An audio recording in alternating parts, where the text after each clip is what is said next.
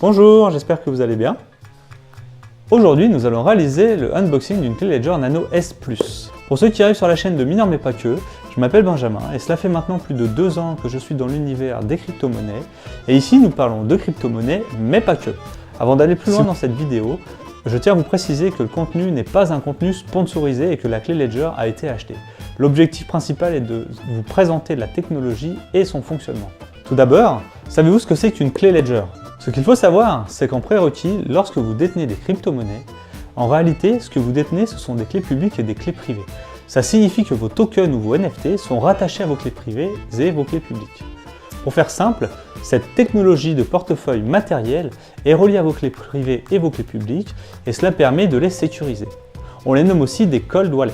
Donc ça signifie qu'une action manuelle sur la clé Ledger sera nécessaire pour que vous ayez accès à vos actifs numériques. Niveau sécurité aujourd'hui, c'est le top et on ne fait pas mieux.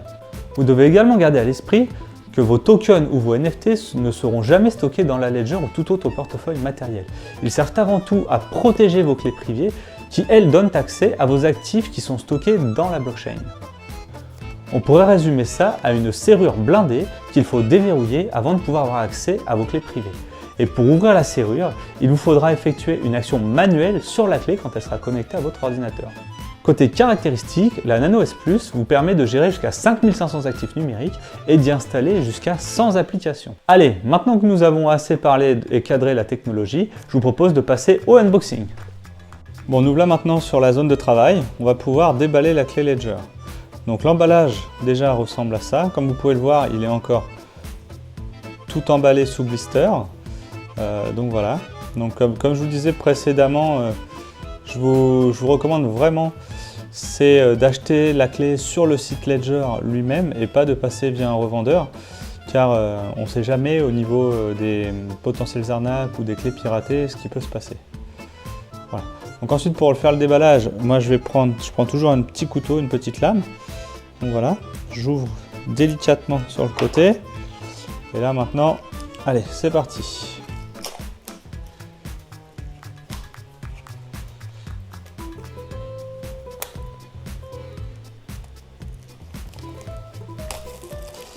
Voilà, hop. Donc, comment ça s'ouvre après? Il faut certainement extraire la boîte de l'étui. Voilà. Alors, je vais y arriver.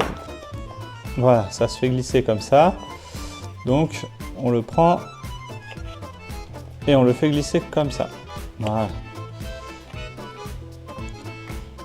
Hop, je pousse ça. Donc, on le prend, on l'extrait. Voilà.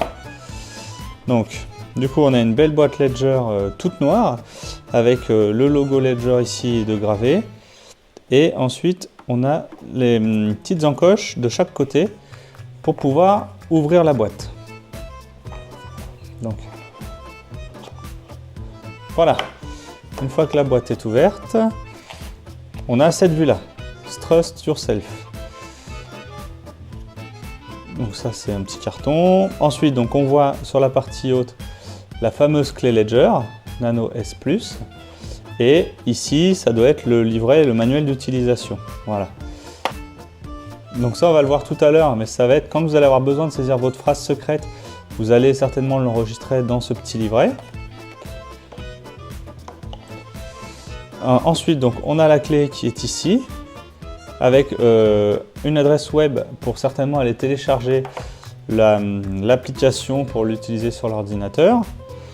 Donc comme on le voit, en fait, la clé, ça ressemble grossièrement à une clé USB. À la différence près, c'est qu'il n'y a pas d'embout pour connecter directement la clé sur l'ordinateur. Il faut le câble USB type C qui est ici là sur la tranche. Et donc elle est constituée de 2 boutons. Et puis c'est tout. Et d'un bel écran là qui est encore sous blister aussi. Il y a une protection d'écran. Et voilà. Donc on a la clé ici. Et ensuite, donc, on a encore les papiers dessous. Voilà. Et donc là, on a certainement encore une. Donc là, c'est sur le coup, c'est la notice. D'accord? Comment on utilise les choses. Et après, dedans, on voit il y a encore un compartiment. Et dans ce compartiment-là, on distingue, ça doit être des accessoires pour accrocher la Ledger pour pas la perdre ou la mettre en mode porte-clés, j'imagine.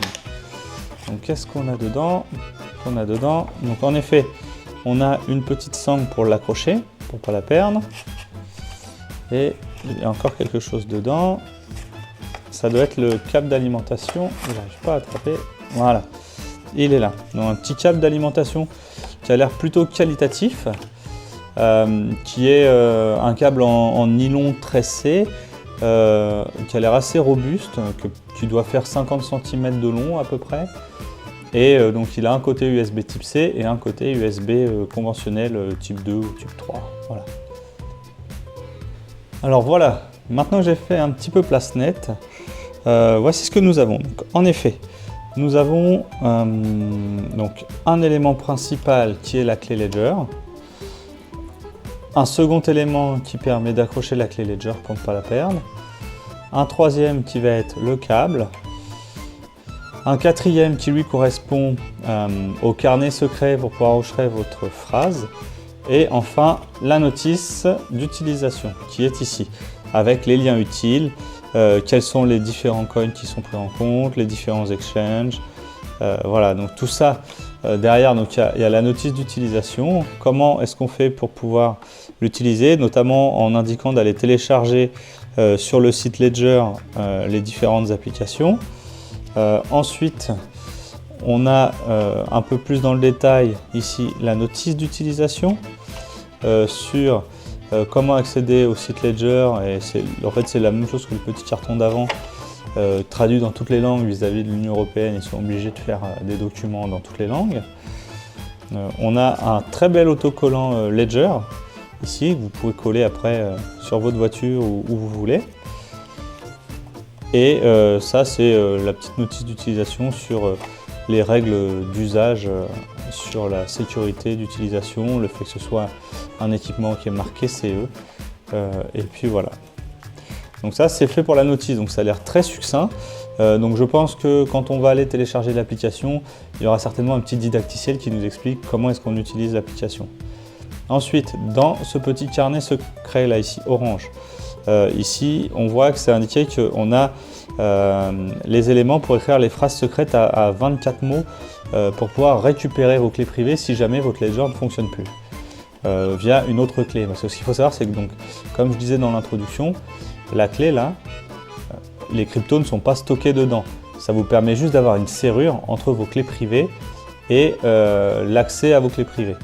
Et donc cette serrure derrière, si vous la perdez ou que, on ne sait jamais, hein, c'est de l'électronique, il peut y avoir une défaillance, ça ne fonctionne plus dans 3, 4 ou 5 ans, et bien si vous rachetez une deuxième clé Ledger ou tout autre portefeuille matériel, dans ce cas-là, avec ces 24 mots de récupération, vous pourrez récupérer tous vos fonds. Donc là vous voyez, c'est 3 petits carnets comme ceci, avec l'indication pour écrire les 24 mots à l'intérieur. Voilà. Donc ça, ce sont des carnets à garder précieusement. Une fois que vous avez défini vos 24 mots, ou que la clé vous indique les 24 mots, vous les écrivez sur les 3, vous écrivez les 24 mots sur les 3 petits carnets et vous les stockez dans des endroits différents pour être sûr de ne pas les perdre. Imaginez, il y a un incendie chez vous, l'idée c'est de pouvoir aussi toujours se poser la question, à l'instant T, j'ai un actif numérique, j'y ai accès. Imaginons demain, vous avez un accident ou il se passe quelque chose dans votre vie, vous perdez l'accès ou vous ne vous rappelez plus de votre code, tout simplement.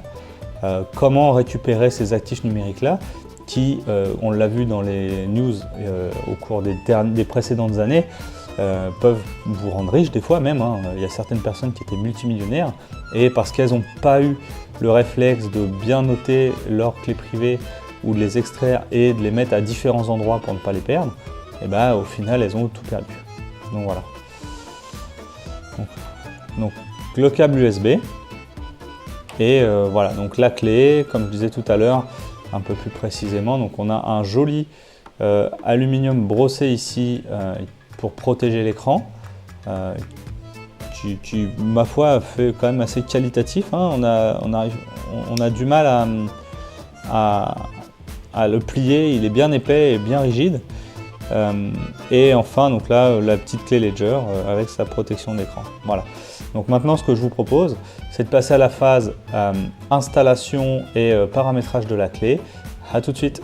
On va pouvoir voir comment faire nos premiers pas avec l'utilisation de la clé Ledger, mais également tous les prérequis pour pouvoir configurer et installer la clé Ledger Nano S+.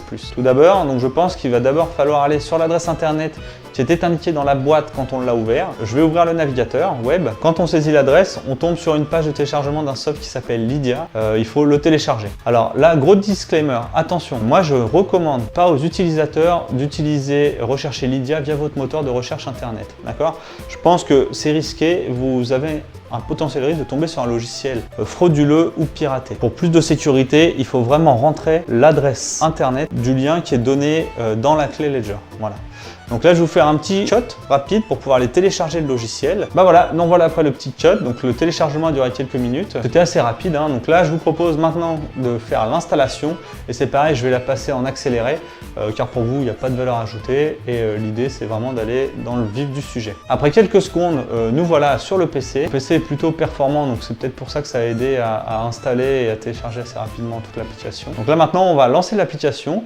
Donc quand on la lance, on distingue qu'en haut à droite, on peut sélectionner la langue. Donc ça c'est plutôt bien. Comme je vous disais tout à l'heure, comme la notice, on a le choix entre plusieurs langues et l'avantage c'est que c'est pas uniquement que l'anglais. On sélectionne la langue, ensuite on passe à l'étape suivante. Là on tombe sur une page qui va nous donner les conditions d'utilisation et la politique de confidentialité.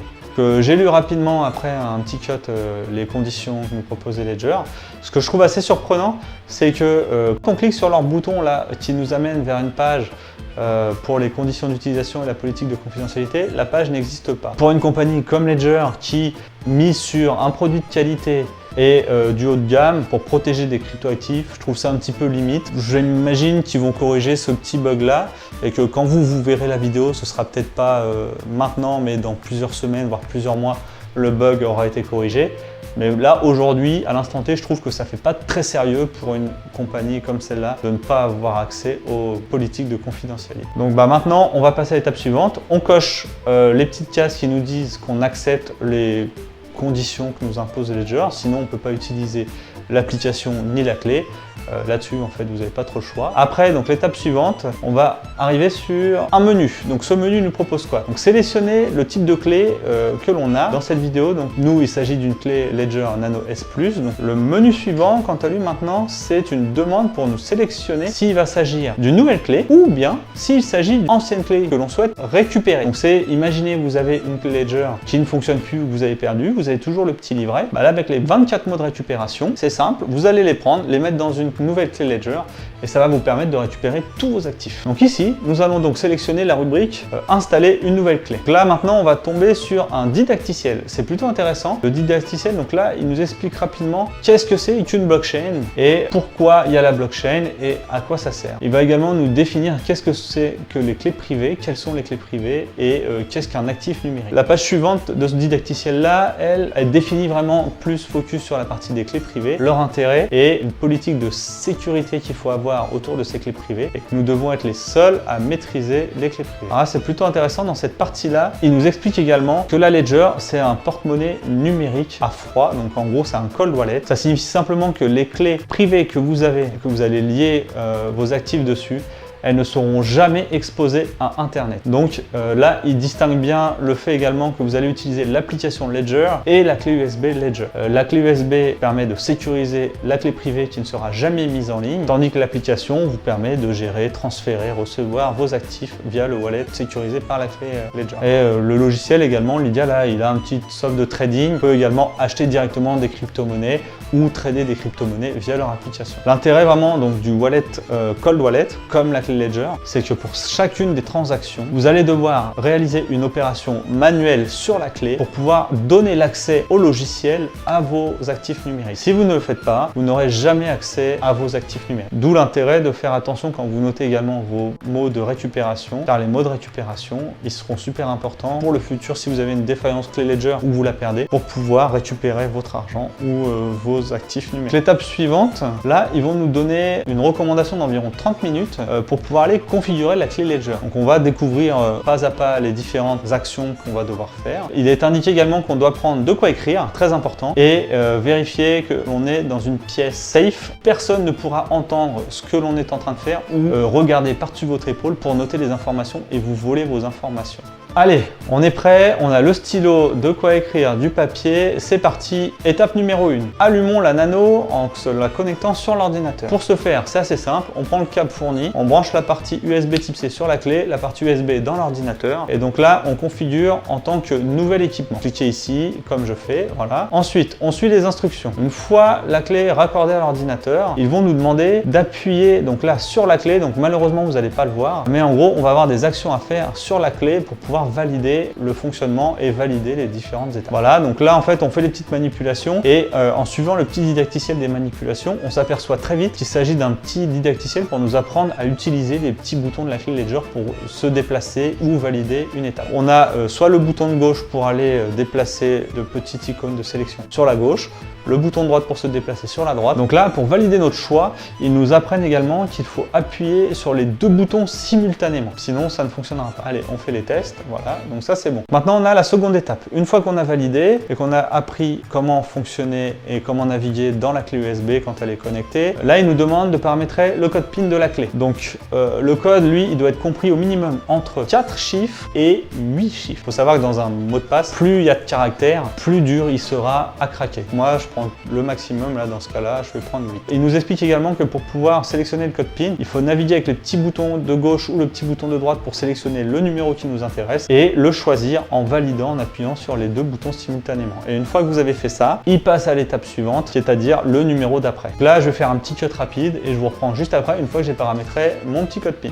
A tout de suite les amis. Allez, nous voilà dans la troisième étape. Donc là maintenant, cette troisième étape-là, elle va concerner les 24 mots de récupération et le petit livre qui nous a été fourni dans la boîte. Donc concernant les 24 mots, petit warning, faites bien attention de bien les noter, mot numéro 1 sur le numéro 1. Ça peut arriver que par inadvertance, vous notez le mot numéro 1 à gauche, ensuite le mot numéro 2 à droite, vous vous trompez, c'est par colonne et voilà. Donc soyez bien vigilants. Mot numéro 1, place numéro 1. Voilà, dans le carnet. Ça c'est vraiment important. Ou alors sur un papier volant. Rapidement, je vais noter les 24 mots et une fois que les 24 mots vont être faits, je vous reprends juste après.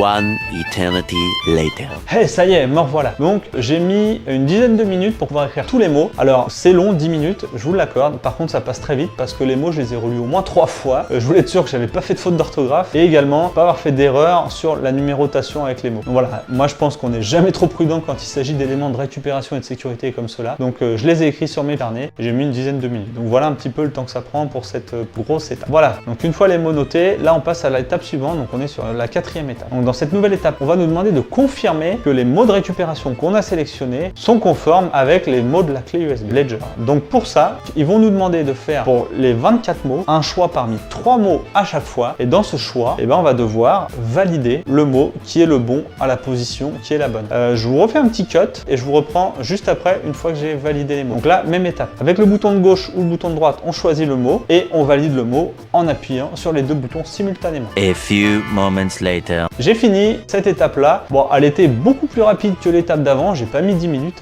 Honnêtement, là, j'ai dû mettre 2-3 minutes maximum. Voilà, donc une fois les 24 mots validés, on passe à l'étape suivante qui, je pense, est la dernière ou l'avant-dernière étape de la configuration. Donc là, on est sur un petit quiz. C'est pour être certain que l'on ait bien compris comment fonctionnait la clé Ledger, le système Ledger. N'hésitez pas, surtout, je vais vous laisser à chaque fois un petit moment de pause dans la vidéo. Comme ça va vous laisser le temps de noter. Et j'espère qu'en commentaire, vous pourrez partager avec moi vos réponses et on pourra analyser après derrière si vous avez bien répondu ou non. Vous êtes prêts? Attention, c'est parti. Première question. En tant qu'utilisateur Ledger, mes crypto-monnaies sont stockées sur ma clé ou sur la blockchain? Bon, cette première question, elle semble quand même assez facile. Pour ma part, là, je vous laisse encore quelques secondes pour répondre. Attention, vous êtes prêts? Donc pour ma part, là, pour cette première question, je vais répondre que nos crypto-monnaies sont toujours sur la blockchain. Moment de vérité, on valide. On peut passer maintenant à la deuxième question. Surtout, pensez bien à mettre en commentaire pour ceux qui voient la vidéo si vous avez bien suivi le tutoriel de la clé Ledger, les explications par rapport à ce que vous en avez compris. Donc allez, on repasse à la deuxième question. Ma phrase de récupération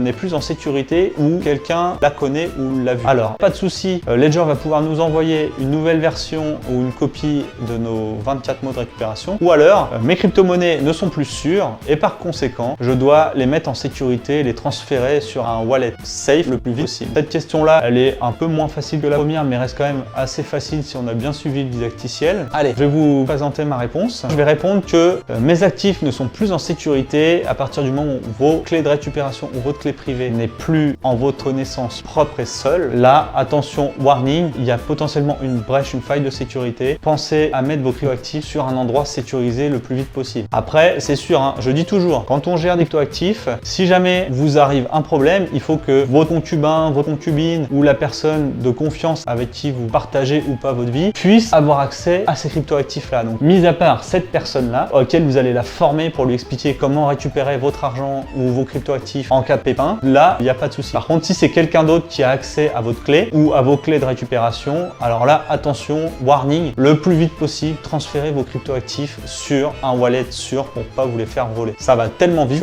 qu'on n'est jamais trop prudent. Et là, bien joué, on a encore bon. Faut croire que pour le moment, on a fait un sans faute et qu'on a bien appris notre leçon dans le tutoriel de la vidéo. Allez, donc là, on est sur la troisième question et je pense que c'est la dernière question. La question est, lorsque je me connecte à la clé Ledger ou à l'application Ledger, la clé privée, elle est mise en ligne ou elle est brièvement connectée à Internet ou elle n'est jamais mise en ligne. Alors attention, celle-ci elle est un petit peu plus compliquée, mais ça reste un des principes de base et un des fondamentaux du système de la clé Ledger. Donc moi, si je me souviens bien de ce qu'on a vu pendant le didacticiel, la clé privée, elle est toujours hors ligne. Même si vous utilisez la clé Ledger que vous validez, elle est toujours hors ligne. Voilà. Donc j'espère que vous avez bien mis vos réponses en commentaire. Et là, la réponse est bravo, on a gagné, c'est un sans faute. Donc j'espère que vous aussi, dans les commentaires, que j'irai lire le plus vite possible dès que vous aurez partagé avec moi vos informations, j'espère que vous aussi, vous avez pu faire un sans faute comme moi. Et je pourrais dire si vous avez réussi le test ou non. Là, on passe à l'étape suivante. Et en effet, j'avais raison tout à l'heure, c'était pas la dernière étape. Là, il y a une dernière étape au niveau de la clé Ledger. Ça va nous demander de vérifier l'authenticité de la clé Ledger. Donc en gros, cette étape-là, pour faire simple, ça va être un petit contrôle par l'application Ledger pour être sûr que la clé est une clé authentique, non piratée. Donc là, il nous demande d'appuyer sur les deux boutons en même temps au niveau de la clé Ledger. Hop, allez, j'appuie. Ça y est, une fois qu'on a pu valider ça, ça nous indique qu'on va pouvoir commencer à sécuriser tous nos cryptoactifs sur la clé Ledger. Donc attention, hein, je vous fais un dernier warning là-dessus. Je vous recommande toujours de commencer avec des transactions par un petit montant. La raison, c'est simple. Imaginez vous êtes trompé quand vous avez noté votre code PIN ou imaginez il y a un bug quelconque. Vaut mieux perdre une petite somme qu'une grosse somme. Donc faites déjà dans un premier temps un test. Comme je dis toujours, hein, vaut mieux faire des essais avec une petite somme qu'une grosse somme, ne serait-ce que pour juste tester que vous ne vous êtes pas trompé dans votre code PIN. Faites un transfert dans un premier temps de votre exchange vers la clé Ledger et également, une fois que c'est reçu dans la clé Ledger, de la clé Ledger vers votre exchange. Donc ça va vous permettre de vérifier que tout fonctionne bien. Donc voilà, maintenant c'est fini. J'espère que ce petit tutoriel et cette vulgarisation vous auront permis de connaître et appréhender un peu l'univers crypto-monnaie, qu'est-ce que c'est qu'une Ledger, à quoi ça sert. Surtout, n'hésitez pas à vous abonner à cette chaîne et vraiment, si vous voulez l'aider, n'hésitez pas à partager cette vidéo-là et la liker pour le référencement. Ce serait grandement apprécié. Je vous dis à bientôt pour la prochaine vidéo.